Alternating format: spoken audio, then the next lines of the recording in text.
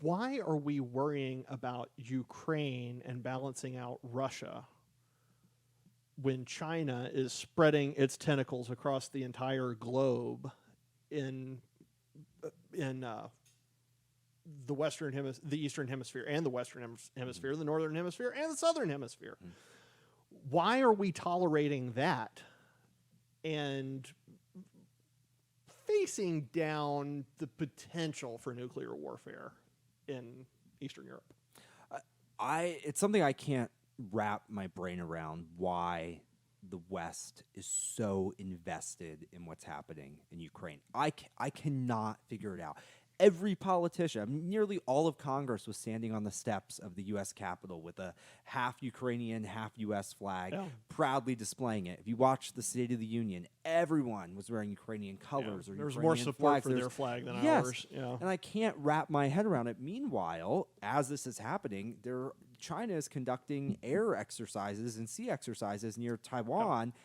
And no one says a word about it. In the U.S., we don't care about China. China has done more harm and damage to the world in the past 20 years than Russia has. I mean, their tentacles are in the United States. They are impacting the United States as we speak. Everywhere. What is Russia doing in the U.S. currently? And then you get into a larger question. What role does the U.S. play on the world stage? Do we want to be the police for everyone? There's the post-war question. I don't think so. I don't think we should be the police for every country, especially when you have a country with so many domestic problems like we have. And we have our own invasion at the southern border. We had 2 million people cross the southern border last year, more than the entire size of the Russian military. Gas, I just saw before we walked in here, set a new high today. We're now paying the highest price for gas in U.S. history. It surpassed 2008. We have an extremely divided country with out-of-control inflation, a supply chain crisis. Yet we're concerned about what's happening in Eastern Europe, in a place that doesn't really affect us. Actually, it only affects us the more we get involved in it, the more we escalate and call for World War III and nuclear war. Yeah, we can support the right of self-determination for the Ukrainian people. Of course we support that. But should we really be getting heavily involved in something that could end up leading to World War III, nuclear war? I don't think so. Especially when China is dominating the world like they are. Yeah, that's our real threat. They are hurting us as we speak.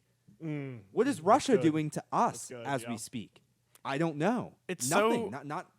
It's so disingenuous to me. Like, I see these leftists and they have this Ukrainian flag as their picture on Twitter and on Facebook. And it just frustrates me. And I feel like people probably think that I'm like, not caring. I'm not compassionate. I don't care about Ukraine. It's not that, but I think there's two things. One, like you said, I don't believe that America should be the police for the world. And I don't really think that it's our job to go try to set up democracy in Ukraine. Right.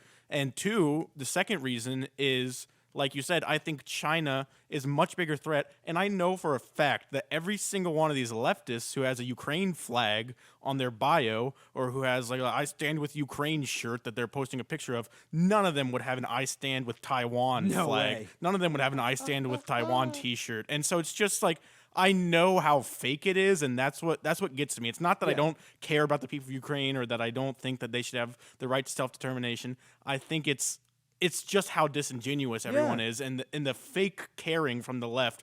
I mean, from the West, when they don't actually care. It's not just the left; it's all the West. And when they don't actually care about snuffing out real threats like China. Yeah, they don't care about real domestic threats. They've completely ignored it. Like, when's the last time you heard of Congress passing a bill? I can't remember the last bill that they passed, but they sure passed the resolution supporting Ukraine with no issue. And then the three people who said that they didn't want to pass that for legitimate reasons, those people are like the worst people ever. How could you not stand with Ukraine? You're so mean. They're pro-Putin. I'm not pro-Putin, but I'm also not pro getting involved in an Eastern European country. I am pro self-determination, the right of self-determination for the Ukrainian people. But like this shilling for Ukraine is just really frustrating. I want to know what version of any of this is pro Putin. Is it pro-Putin to want him to invade? Well, I don't think that's very pro-Putin. He's getting kicked in the teeth for it. Is it pro-Putin to want him to withdraw? Well, he's going to get kicked in the teeth for that? Nobody's actually pro-Putin. I don't no think, one's pro-Putin. except Putin. I think the Russian people don't seem to be pro-Putin. No, The Russian House doesn't seem to be. No. There are reports from people, well-connected journalists, saying that they're talking to people in his administration who are saying this is nuts. The Nobody. whole world is against Putin. No, I think that's another media fabrication It is. that Yes, they've you're made, right. which is that there's some sort of conservative who's like walking around and like I love Putin and he's got like an I Heart Putin sticker on his truck. Like that person doesn't exist. I haven't met a single person who's like, man, Putin is really doing great things. Like I love Putin. I haven't met anyone who says that.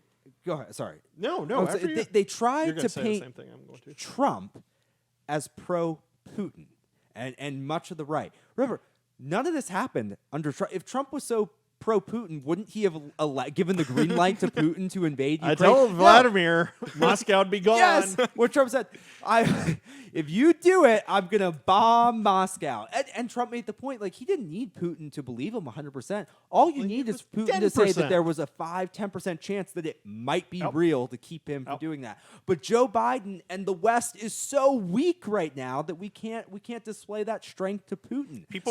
Trump was less pro-Putin than Biden. Biden has allowed this to happen. Most viciously anti-Russian. The Trump administration is the most anti-Russian That's administration. the type of conservative Reagan. I am. The Trump Maybe more stance on this. People were so concerned with, Trump being too friendly with other countries' leaders. Is he too friendly with Kim Jong-un? Is he too friendly with Putin? But the way that he actually led and ruled the country was in a way that he's not going to allow them to infringe on other countries. And Joe Biden, he can go out there and harshly denounce what Putin is doing all he wants. Release a statement. Yeah, but Yeah. he's actually not doing anything. So is it better to have Trump, who you think he's too friendly, but he is, actually keeping Putin from doing things that are detrimental? I think it is. World leaders didn't want to find out what would happen if they did something that Trump wouldn't like. Yes. They didn't want to find out. The consequence was the potential price was too high. We need the restoration to that type of